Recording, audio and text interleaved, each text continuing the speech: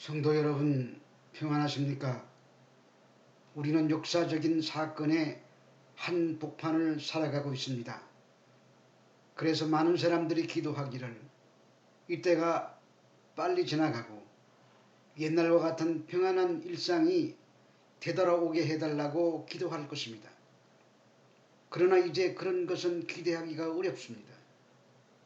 왜냐하면 이 세상을 이렇게 흔들어 놓으신 분은 하나님이시기 때문입니다. 그러므로 우리는 이 때를 지나가게 해달라고 기도하는 것보다는 왜 이런 일이 발생했는지, 왜 내가 이 고난의 중앙을 살고 있는지 질문하면서 우리가 무엇을 어떻게 해야 될 것인지를 깨달아야 할 것입니다. 성경은 여러 곳에서 하나님께서 내게로 돌아오라고 말씀하고 계십니다. 오늘날 교회와 성도는 아버지 곁을 멀리 떠난 탕자와도 같습니다. 그래서 떠난 자는 아버지께로 다시 돌아가야 합니다. 우리는 처음 믿음으로 돌아가야 합니다. 은택트한 이 시대의 사회 속에서 우리의 신앙을 본질적으로 회복하고 세상을 향해서 우리가 무엇을 해야 할 것인지를 찾아야 한다는 말입니다. 즉, 코로나의 이 팬데믹이 가져온 상황 아래서 나를 일으켜 세우고 내가 해야 할 소명을 발견하는 것입니다. 지난번에는 참으로 세상의 구주시라는 내용으로 은혜를 나누었습니다. 오늘은 4장 43절에서 54절의 말씀을 중심으로 병을 고쳐주소서라는 제목이었는데 본질의 회복이라는 제목으로 바꾸어서 말씀드리도록 하겠습니다. 사마리아 여인의 이야기에 이어서 주께서 왕의 신하의 아들을 고치신 사건이 기록이 되어 있습니다. 성경은 그 사건을 예수님의 두 번째 표적이라고 말씀하십니다. 그러나 이 장에 보면은 예수님께서 6월절 동안에 예루살렘에 계시면서 이미 많은 표적들을 행하셨음을 알 수 있습니다. 주님께서 많은 표적을 행하신 것은 그 표적 자체의 의미를 두라는 말이 아니라 그 표적을 통해서 예수가 그리스도라는 것을 깨달아 알라는 말입니다. 그런데 요한은 왕의 신하의 아들을 고치신 사건을 두 번째 표적이라고 불렀습니다. 그 많은 표적 가운데 대표적인 것만 고른다면 이것이 두 번째 표적이라는 말이지 순서적으로 두 번째 일으킨 표적이라는 뜻은 아닙니다. 그렇게 많은 표적을 행하셨는데 사도 요한이 몇 가지만 골라서 설명하는 데는 그 이유가 있을 것입니다. 많은 표적 가운데 7가지 표적만을 기록한 이유를 예수를 그리스도이심을 믿게 하려는 것과 생명을 얻게 하려 함이라고 말씀하고 있습니다. 요한은 구원의 복음을 유효적절하게 설명하는 데에만 관심이 있었습니다. 그래서 주께서 행하신 수많은 표적들 가운데 딱 7개의 표적만을 골라서 그것을 나열해서 예수가 그리스도임을 확인시키며 어떻게 하늘이 열리게 되는가를 설명하고 있는 것입니다. 하늘이 열리는 유일한 길은 말씀이신 예수를 구세주로 믿는 믿음이라는 말입니다. 즉, 그 믿음은 십자가 위에서 피 흘려 돌아가신 그 예수가 그리스도임을 믿는 것이고 그 믿음이 하늘을 열게 된다는 말입니다.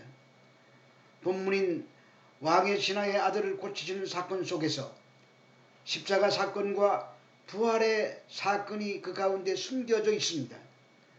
그것은 아무나 믿을 수 있는 것이 아닙니다. 그런데 왕의 신하는 예수님의 말씀을 듣고 믿었습니다.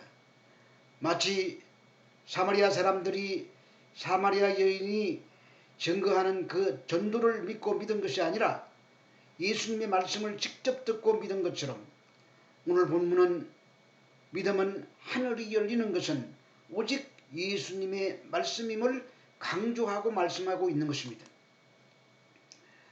여기서 말씀하시는 복음과 믿음은 모두 말씀을 가리키는 말입니다.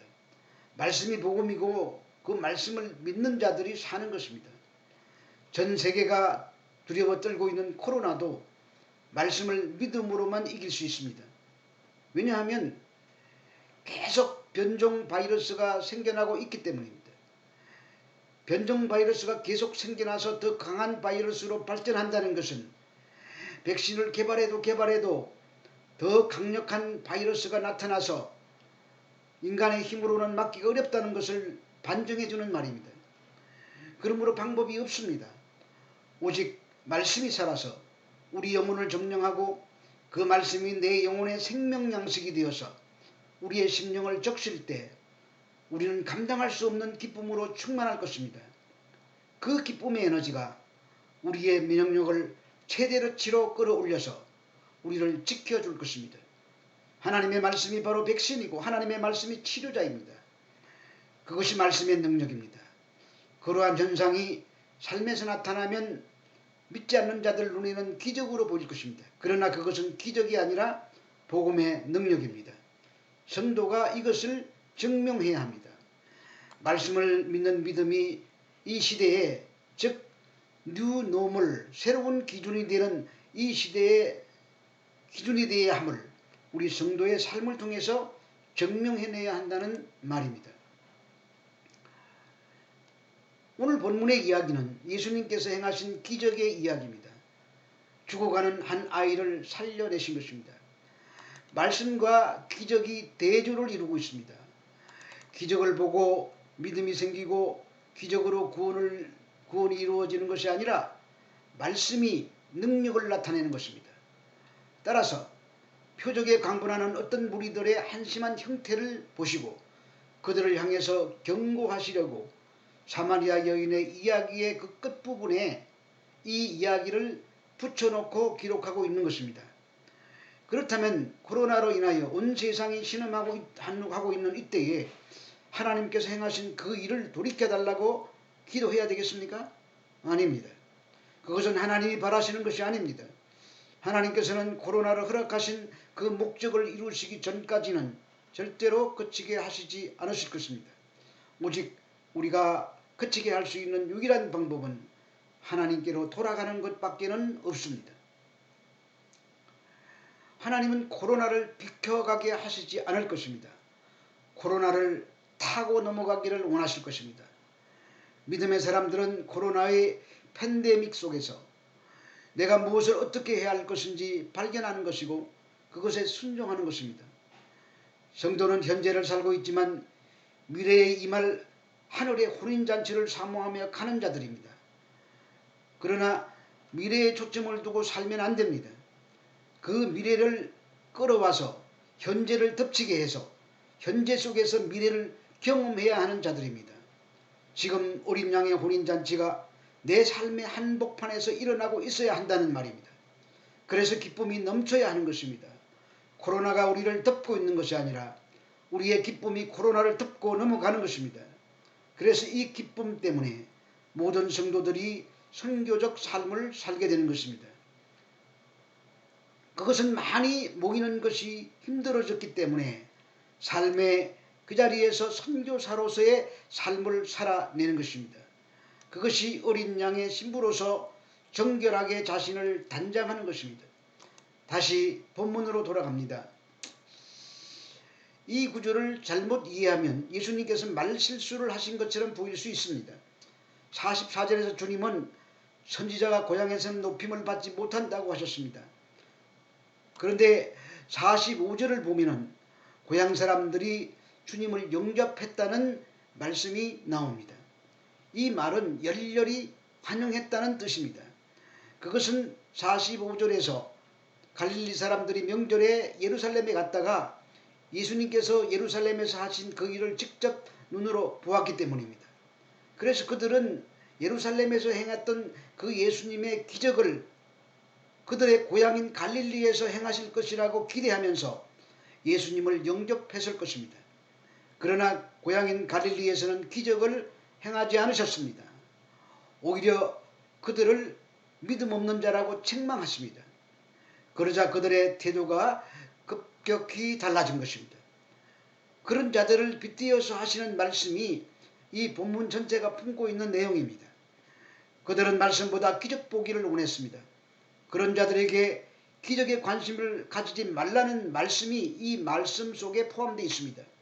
나아가 그분이 하늘에서 내려오신 살아계신 하나님의 말씀으로 오신 분임을 깨닫고 그 말씀에 귀를 기울이라는 말도 이 내용 속에 포함되고 있습니다. 그리고 예수가 그리스도임을 믿으라는 말씀인 것입니다. 예수님을 믿는다고 하는 사람들 중에는 예수님이 행하시는 어떠한 신기한 기적을 보고 믿는 사람들이 있는데 그들의 믿음은 온전한 믿음이 아닙니다. 왜냐하면 예수님께서 그들에게는 당신의 몸을 의탁지 아니하셨다고 말씀하고 있기 때문입니다.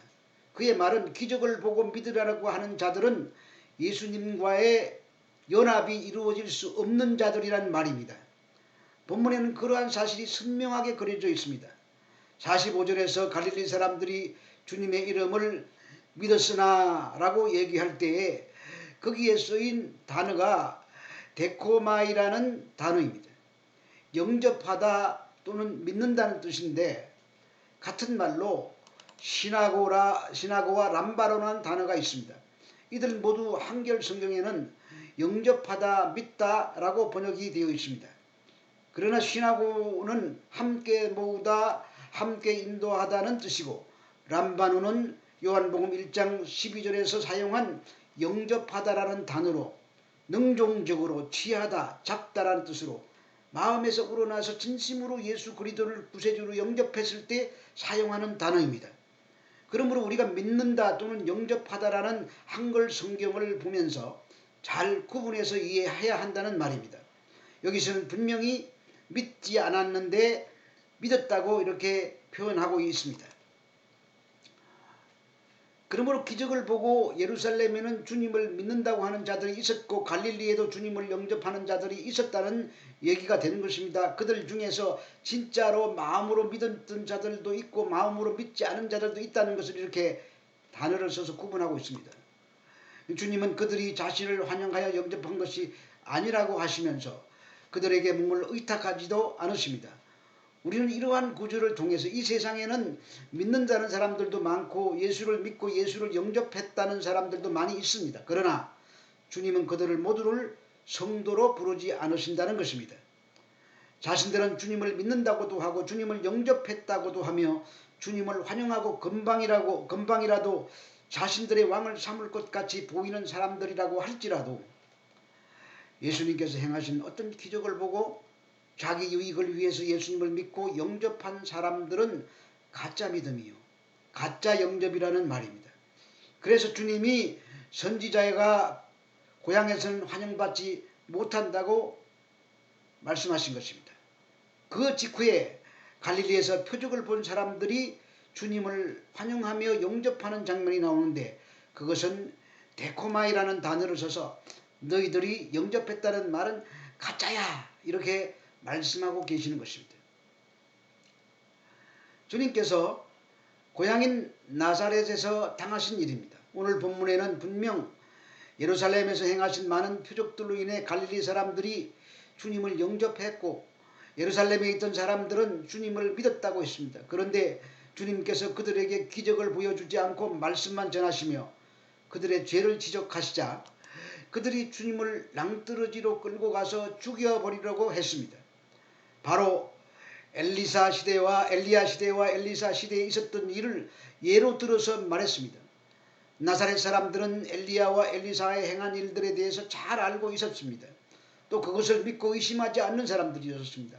그러나 그들은 엘리야와 엘리사가 오직 이방인 과부와 수리아 사람 나아만에게만 하나님의 은혜를 베푼 일을 말하자 자신들의 믿음 없음을 책망하는 말임을 알고 예수를 죽이려고 했던 것입니다.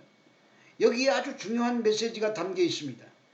믿는 사람들이나 믿지 않는 사람들 가운데 기적을 보여주면 믿겠다고 하는 사람들이 많습니다. 그러나 성경은 그러한 사람들은 자신들의 삶 속에서 기적이 일어나지 않고 자기들에게 유익이 되지 않으면 언제든지 예수님을 버리고 살해할 수 있는 사람들이란 말입니다.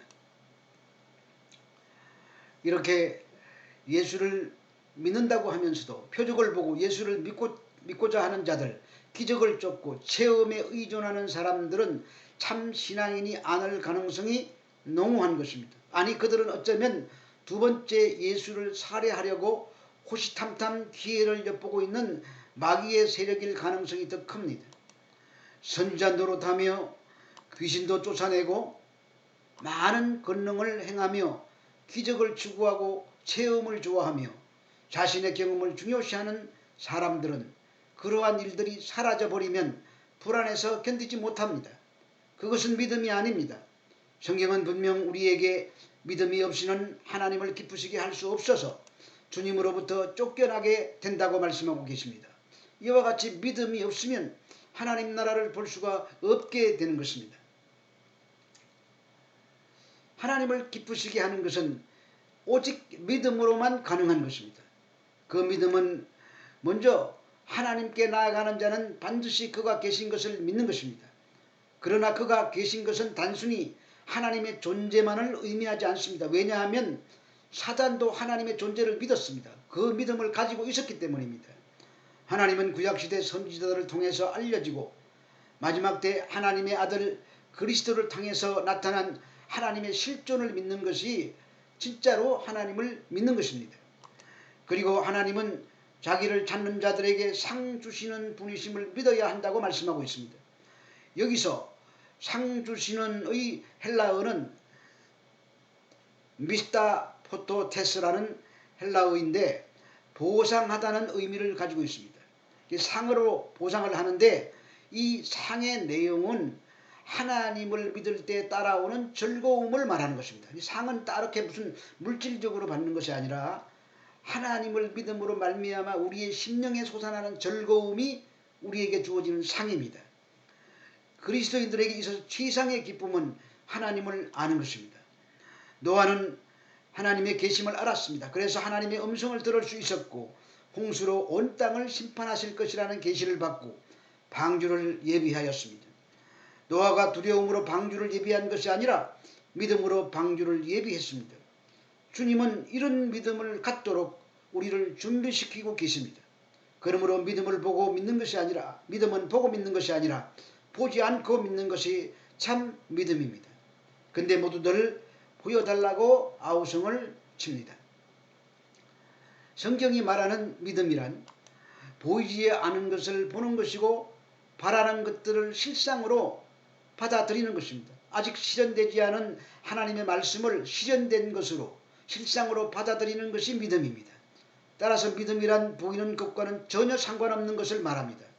믿음은 보이지 않는 것을 본 것처럼 선명하게 인정할 수 있는 것을 말합니다. 그래서 천지창조의 현장에 우리가 없었지만 온 세상 만물들이 하나님의 말씀으로 창조된 것을 우리는 의심 없이 믿습니다.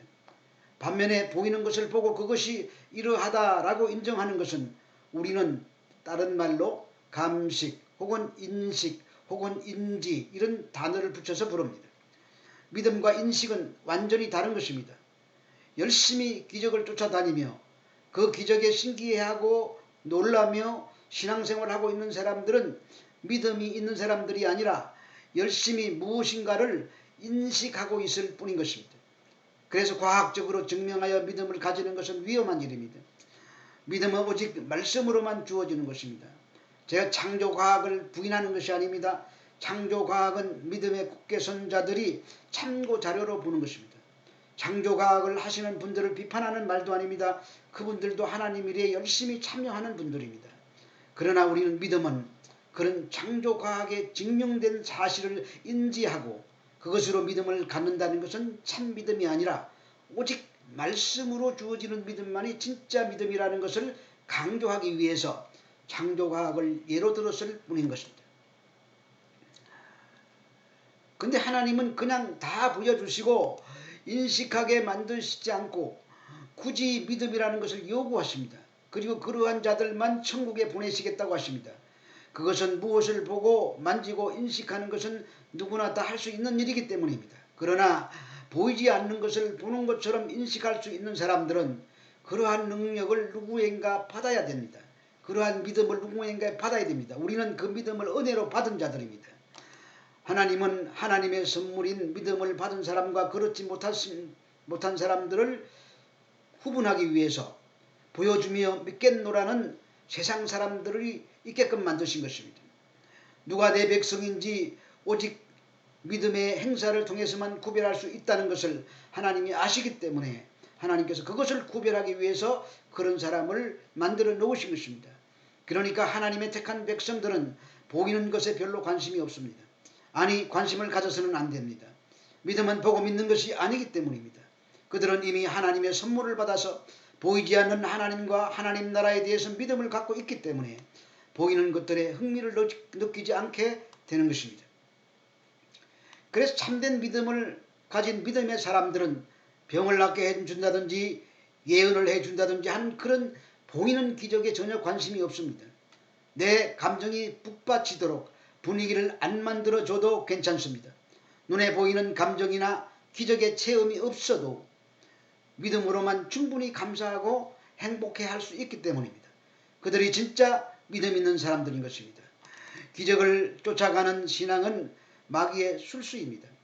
마귀는 기적을 통해서 믿으라고 종용합니다.